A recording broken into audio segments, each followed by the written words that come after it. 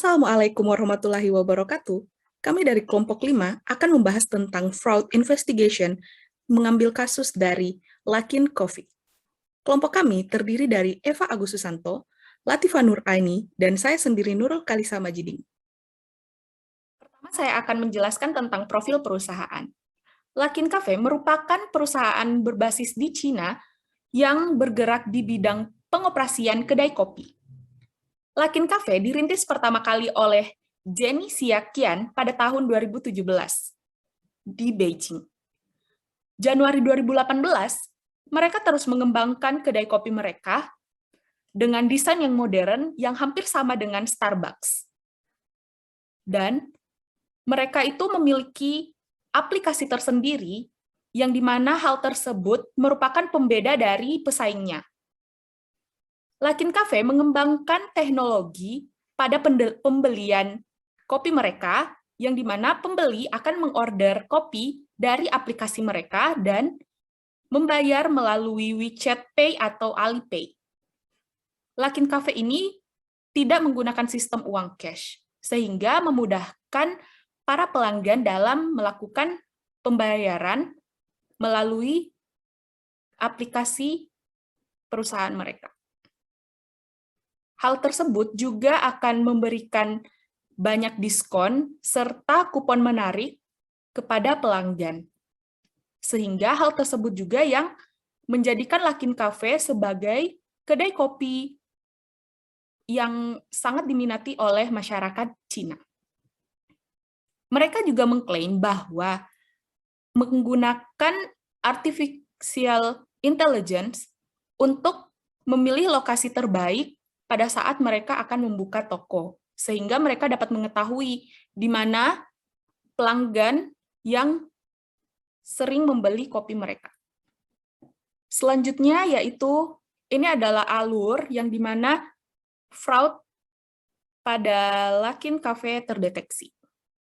Yang pertama, beginning, yaitu tahun 2017, yaitu saat Lakin Cafe pertama kali dibuka oleh Jenny Qian. Lalu pada 2018, yaitu progres atau kemajuan dari Lakin Cafe. Kemajuan Lakin Cafe berada pada tahun 2018, yang dimana tercatat bahwa pendapatan mereka pada kuartal pertama tahun 2018 sebesar 13 juta yuan. Lalu pada kuartal kedua 2018 tercatat bahwa 121,5 juta yuan, yang dimana hal ini sangat meningkat sebesar 834,6% dari kuartal pertama. Lalu pada kuartal ketiga tahun 2018, pendapatan mereka meningkat lagi sebesar 240,8 juta yuan. Hal ini meningkat sebesar 98,2% dari kuartal sebelumnya. Lalu pada kuartal keempat 2018, tercatat bahwa pendapatan mereka sebesar 465,4 miliar yuan atau juta yuan, dan meningkat sebesar 93,3% dari kuartal ketiga. Lakin Cafe ini mengklaim bahwa kopi mereka sangat disukai oleh masyarakat Cina, dan karena kemudahan yang diberikan dari Lakin Cafe sendiri saat melakukan transaksi melalui ponsel pelanggan, lalu banyaknya diskon yang diberikan dari Lakin Cafe, sehingga hal ini menjadi kelebihan Lakin Cafe dibandingkan Starbucks yang memiliki harga yang mahal. Pada 2018 juga tercatat bahwa terjadi kerugian pada Lakin Cafe, yang dimana pada kuartal pertama itu 2018 sebesar 132,2 juta yuan, dan kuartal kedua yaitu 333 juta yuan, dan kuartal ketiga terdapat 484,9 yuan, dan kuartal keempat yaitu 669 juta yuan. Mereka menyebutkan bahwa Kerugian ini terjadi karena penggunaan kupon atau sistem bakar uang dari Luckin Cafe sehingga menarik para pelanggan untuk terus membeli kopi di Luckin Cafe. Nah, Luckin Cafe ini memiliki investor dari Bank Singapura juga yang membantu Luckin Cafe sehingga mereka itu biarpun mengalami kerugian, tapi karena ada bantuan investor ini, mereka tetap bisa bertahan. Lalu, tahun 2019, yaitu munculnya kecurigaan atau kejanggalan. Luckin Cafe berhasil mendirikan sebesar 4.000 lebih kedai kopi yang tersebar di wilayah Cina, sehingga Luckin Cafe ini dia berhasil menjadi pesaing terberat Starbucks yang ada di wilayah Cina tersebut.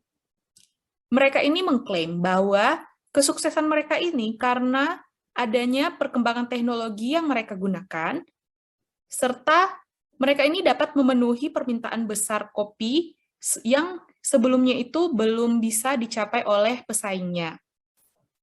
Dan Luckin Cafe ini dia berhasil mencapai skala pertumbuhan yang signifikan. Luckin Cafe ini dia melaporkan pendapatannya sebesar 71,3 juta USD pada kuartal pertama di 2019. Dalam jangka waktu 18 bulan setelah pembukaan Luckin Cafe, mereka berhasil meluncurkan IPO American Depository Share di Amerika Serikat dan terdaftar di Nasdaq dengan kode LK. Dan Luckin Cafe ini juga merupakan pengecer kopi pertama yang terdaftar di Amerika yang berbasis di Cina. Luckin Cafe berhasil menghasilkan sekitar 600 juta US dollar dari investor. Luckin Cafe ini dia mengajukan IPO itu dibantu oleh laporan auditan mereka yang telah dikeluarkan oleh EY yang menyatakan bahwa pada tahun 2018 itu keuangan mereka itu Luckin Cafe ini masih baik. Ini adalah stock price dari Luckin Cafe semenjak IPO. Yang dimana grafiknya ini sangat baik awalnya sampai Januari 2020, yang dimana mengalami peningkatan yang sangat tinggi. Namun pada tahun tersebut juga Luckin Cafe ini sampai sangat turun drastis di tahun yang sama. Pada tahun 2020, disinilah saat Luckin Cafe fraud-nya itu terungkap atau terdeteksi. Di bulan Januari, Muddy Waters Research menemukan bahwa ada 80 lebih whistleblower. Muddy Waters Research mengupload di Twitter mereka bahwa telah menemukan laporan peningkatan sebesar 69% di tahun 2019 kuartal ketiga dan 88% di tahun 2019 di kuartal keempat. Yang dimana ternyata bahwa penjualan mereka itu tidak seperti yang mereka telah laporkan. Jadi ada indikasi bahwa terdapat penjualan fiktif pada Luckin Cafe. Setelah Muddy Waters Research mengupload di Twitter-nya, Luckin Cafe ini membantah hal tersebut. Bulan April, di sini setelah pihak EY melakukan pemeriksaan, mereka ternyata menemukan red flags. Sehingga mereka ini melaporkan kepada Dewan Direksi dari Luckin Cafe. Nah, pada bulan April ini, Luckin Cafe mengakui bahwa mereka telah melakukan fraud pada pendapatan mereka sebesar 310 miliar dolar. Pada bulan Mei 2020, akhirnya pemilik dari Luckin Cafe sekaligus foundernya, Jenny Qian, itu dipecat. Dan pada bulan Juni, Nasdaq menghapus Luckin Cafe dari IPO, lalu dilakukan internal investigasi selanjutnya. Akan dijelaskan lebih lanjut oleh rekan saya.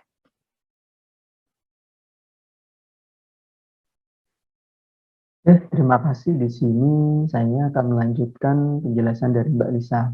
Saya akan mengaitkan materi di buku dengan kasus fraud di Luckin Cafe ini. Jadi setelah kita mengetahui beberapa red flag, kemudian kita yakini terjadi fraud, di situ kita akan mencoba melakukan analisis dari bukti-bukti yang telah kita terima, dan pada akhirnya kita akan menemukan sebuah skema. Skema pertama yang digunakan oleh Luckin Cafe dalam melakukan fraud yaitu pelibatan beberapa pihak terkait ya, perusahaan-perusahaan yang sebenarnya juga ada keterkaitannya dengan Luckin Cafe. Ada sekitar 43 perusahaan yang terlibat. Di sini ada satu gambaran contoh bagaimana dia melakukan pendongkrakan penjualan dari skema yang pertama. Di sini kita lihat ada beberapa perusahaan, yaitu ada Sindol Sichuan Business Consulting, ada Sisi International Trade, kemudian ada juga Langfeng Shanghai Software Technology, ada United Technology. Perusahaan ini sebenarnya ada keterkaitan dengan Luckin Cafe, yaitu dengan Mr. Charles Lu. Jadi ketika Sindol Sichuan Business Consulting itu membeli kupon atau voucher yang dimiliki Luckin Cafe, kupon hasil penjualan itu kemudian dibayarkan ke Sisi International Trade sebagai penyedia bahan baku. Padahal perusahaan ini masih ada keterkaitan dengan Charles Lu, sehingga uangnya itu sebenarnya muter-muter aja di Charles Lu, kemudian Sindol Sichuan, kemudian Sisi International Trade. Dengan demikian terjadi suatu loop yang bisa mendongkrak penjualan dengan modal yang kecil. Dari skema ini Luckin Cafe bisa mendongkrak penjualannya sampai 200 juta US dollar. Selain itu juga ada beberapa perusahaan tadi yang saya sebutkan, ada Langfeng Shanghai Software Technology, ada United Technology International. Di sini juga ada keterkaitan dengan Charles Lu, di mana perusahaan itu direkturnya adalah saudara ipar dari Charles Lu, Yukar. Yukar ini juga merupakan perusahaan yang sebelumnya dimiliki oleh Charles Lu. Di sini alamat Sindol Sichuan dan Business Consulting dan Yukar itu adalah alamat yang sama. Jadi ada kejanggalan sebenarnya di sini karena perusahaan ini membeli vouchernya itu dalam jumlah yang sangat besar. Itu sudah menjadi suatu red flag bahwa telah terjadi fraud di situ. Selanjutnya skema yang kedua yaitu penggunaan kupon dan voucher. Jadi di sini Luckin Cafe itu tidak menerima pembayaran cash. Jadi ketika ada satu customer datang kemudian melakukan pembelian menggunakan voucher dan kupon, Luckin Cafe menyuruh pegawainya itu mendaftar di aplikasinya. Kemudian menggunakan voucher dan kupon tadi sebagai dasar inputan untuk ke aplikasinya. Jadi dibuat lebih tinggi dari yang sebenarnya. Mereka berusaha menolak adanya pembayaran cash karena kalau cash nanti manipulasinya susah. Jadi dia hanya menerima pembayaran voucher dan kupon, tapi voucher kupon itu yang input adalah pegawai mereka sendiri dan mereka diminta untuk membuat input penjualan yang lebih tinggi daripada yang sebenarnya. Itu untuk skema kedua. Dari sini Luckin Cafe bisa memanipulasi pendapatannya sampai 28 juta US dollar. Ini adalah yang skema yang kedua ya. Kita lanjutkan berikutnya ke skema yang ketiga. Jadi skema yang ketiga yang dilakukan oleh Luckin Cafe yaitu Luckin Cafe itu dia men-skip bukti penerimaan. Jadi ketika konsumen itu sebenarnya mengambil ordernya itu ada pre-number yang otomatis tercetak dari sistem. Tapi nomor-nomor itu memang sengaja untuk di-skip. Kenapa begitu? Karena nomor-nomor yang terskip itu akan digunakan untuk menginput penjualan lebih tinggi ya. Di sini disebutkan ada bahwa untuk berikutnya memang untuk bukti penerimaan yang lompat-lompat atau terskip itu merupakan hal yang wajar sebagai penerapan dari sistem yang baru.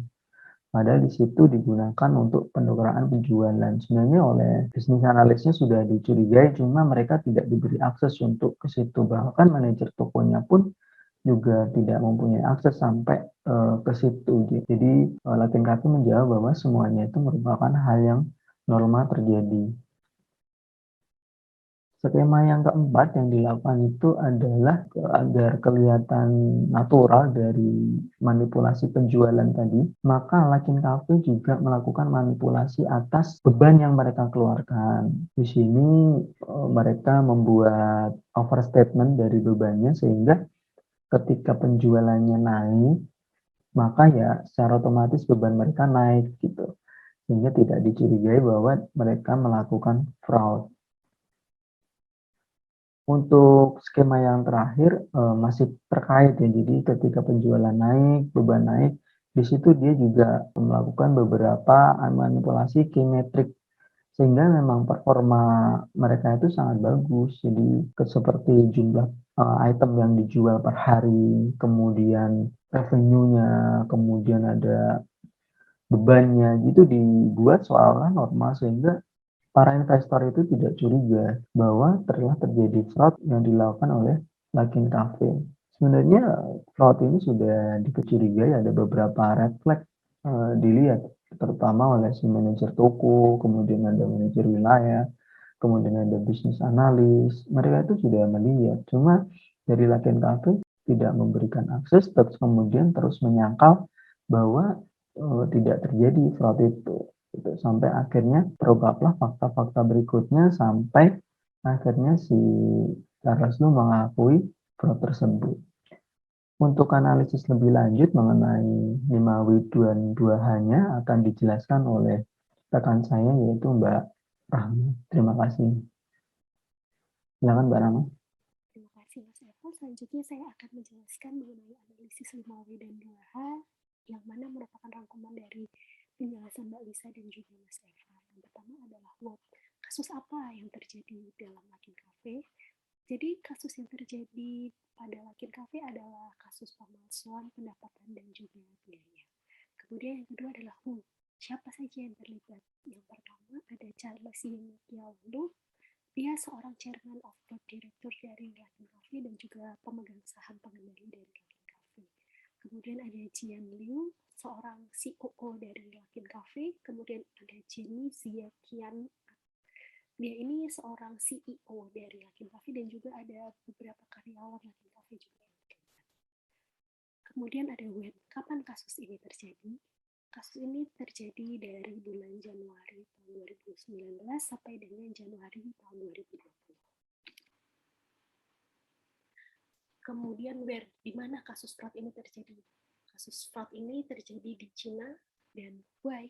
Mengapa kasus ini bisa terjadi? Kasus ini terjadi untuk menarik perhatian para investor supaya mereka mau menanamkan sahamnya di Lakin Cafe. Oleh karena itu, karena investor tertarik menanamkan saham di Lakin Cafe, maka harga saham dari Lakin Cafe akan terus meningkat. Kemudian adalah how. Bagaimana kasus kecurangan ini terjadi? Yang pertama, Lakin Cafe menjual voucher yang dapat ditukarkan dengan puluhan kopi kepada perusahaan yang memiliki hubungan dengan ketua dan pemegang saham pengendali, yaitu Charles Lu, di mana perusahaan-perusahaan ini banyak sekali yang tidak dikenal atau jarang orang dengar yang ada di Cina. Kemudian yang kedua, jajaran manajemen senior, yaitu Charles Lu, kemudian ada COO-nya Jian Liu, dan juga Miss Kian, seorang CEO-nya, memerintahkan kepada sekelompok karyawan Lakin Cafe untuk merekayasa penjualan dengan menggunakan transaksi palsu. Dimulai dari beberapa bulan sebelum kegiatan IPO dilangsungkan dengan cara menggunakan akun individu yang terdaftar dengan nomor HP mereka untuk membeli voucher berbagai kopi. Kemudian yang ketiga ada melewati satu nomor antrian untuk setiap customer yang melakukan upgrade. Jadi misalkan customer 721 melakukan upgrade untuk pesanannya, maka nanti nomor antrian 722 itu dihitung sebagai upgradean dari customer 721, sehingga nanti pemanggilannya adalah nomor 721 kemudian langsung meloncat ke nomor 723. Selanjutnya yaitu Lakin Cafe melakukan pembayaran lebih ke beberapa supplier yang terdaftar sebagai penyedia bahan baku, jasa pengiriman, dan juga layanan human resource. Jadi Miskian ini menyetujui pembayaran dalam beberapa kasus, dia tuh aktif melihat kemajuan proses pembayarannya, di mana pembayaran tersebut melewati petugas keuangan yang kemudian tidak mengawasi Departemen Keuangan dan Perbendaharaan Lakin. Selain itu, pembelian supplier ini dilakukan oleh seseorang karyawan yang bernama Liang, di mana menurut orang-orang yang ada di lingkup dari Lakin Cafe, orang tersebut adalah fiktif. Kemudian yang terakhir adalah how much, berapa besar pendapatan dan biaya yang dipalsukan, yaitu pemalsuan pendapatan sekitar 310 juta US dollar dan biaya sekitar 189 juta 200.000 US dollar. Selanjutnya adalah hukum yang dilanggar. Jadi Lakin Cafe melanggar beberapa hukum dan berkaitan dengan hukum mengenai perusahaan yang go public di Amerika. Yang pertama adalah Regulation XS 17 CFR Part 210, kemudian ada ASC 855 mengenai subsequent event, ada ASC 605 mengenai revenue recognition, ada ASC 60550 mengenai customer payments dan incentive, dan juga yang terakhir ada ASC 845 mengenai non-monetary transaction.